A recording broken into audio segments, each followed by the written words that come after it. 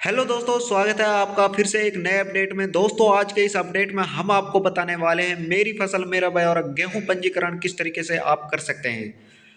दोस्तों, जैसा कि आप लोगों को पता है, आपने पिछली बार आपने जैसे फसल रजिस्ट्रेशन किया होगा बाजरे का, वो बिल्कुल आपने आसानी से कर दिया होगा। लेकिन इस बार का जो आपको रजिस्ट्रेशन, अगर आप गेहूं का कर रहे हैं, चना का कर रहे हैं, किसी का भी आप रजिस्ट्रेशन कर रहे हैं, तो आपको एक बड़ी दिक्कत का सामना करना पड़ सकता है। वो क्या दिक्कत है दोस्तों, वीडियो के लास्ट तक बने रहना। मैं आपको इसी वीडियो में बताने वाला हूँ आपको किस दिक्कत का सामना करना पड़ सकता है। दोस्तों, सबसे पहले बात करते हैं कि हम फसल रजिस्ट्रेशन किस तरीके से कर सकते हैं। दोस्तों, फसल रजिस्ट्रेशन करने के लिए हमें क्या क्या डॉक्यूमेंट बहुत ज़रूरी हैं जो कि हमारे पास होने चाहिए। दोस्तों, हमारे पास आधार कार्ड या फिर फैमिली आईडी होना ज़रूरी है। इनमें से कोई भी एक डॉक्यूमेंट हमारे पास होना चाहिए जिससे हम अपना फसल रजिस्ट्रेशन आसानी से करवा सकते हैं। दोस्तों, आप लोगों को पता है आजकल फसल रजिस्ट्रेशन के बिना आपको खाद यानी कि अपने गेहूं बोने के लिए खाद तक नहीं मिल रहा था।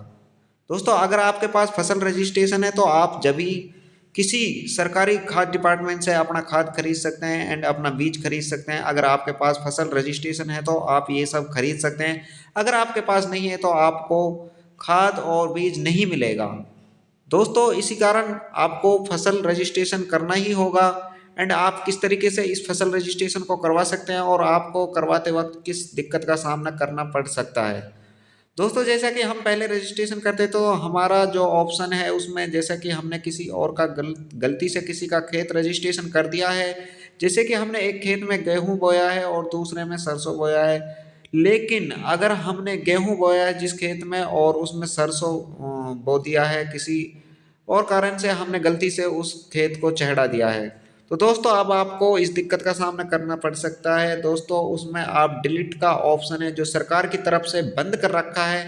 डिलीट आप नहीं कर सकते। अगर आपने गलती से किसी दूसरे का खेत भी चढ़ा दिया तो आप उसको डिलीट नहीं कर सकते। तो दोस्तों, इसीलिए मैं कह रहा हूँ कि आप अगर जब अपना फसल रजिस्ट्रेशन करें तो बिल्कुल सावधानी पूर्वक अपना फसल रजिस्ट्रेशन करें। दोस्तों, अगर इसकी लास्ट डेट की बात करी जाए कि फसल रजिस्ट्रेशन की लास्ट डेट क्या है, दोस्तों नवंबर और दिसंबर तक लास्ट तक आप इस रजिस्ट्रेशन को कर सकते हैं, क्योंकि ये पोर्टल है जो नवंबर और दिसंबर तक ओपन रहेगा। कभी भी बीच में आप इसको रजिस्ट्रेशन कर सकते हैं। दोस्तों, किसी दूसरे का फसल रजिस्ट्रेशन ना करें, क्योंकि आपके पास कॉल आएगा फिर, क्योंकि भाई आपने हमारा फसल रजिस्ट्रेशन कर लिया है, इसको कटवा दो। अगर आप उस स्थिति में आप उसको कटवाना चाहेंगे तो आप उसको नहीं कटवा सकते, क्योंकि सरकार द्वारा पोर्टल बंद कर रखा है। आप अगर रजिस्ट्रेशन तो हो जाएगा, लेकिन जैसे ही आप उसको कटवाना चाहोगे तो वो नहीं कट पाएगा। अगर आपने एक बार फसल रजिस्ट्रेशन कर दिया तो वो फिर हो ही जाएगा, फिर उसका कटने का कोई नाम नहीं है। आशा करता हूं दोस्तों आपको हमारा अपडेट अच्छा लगा होगा। एंड अपडेट अच्छा लगा हो तो हमारे यूट्यूब चैनल गवर्नमेंट लेटेस्ट योजना को अभी सब्सक्राइब कर लें। मिलते हैं अगली नेक्स्ट वीडियो में, तब तक के लिए थैंक यू दोस्तों।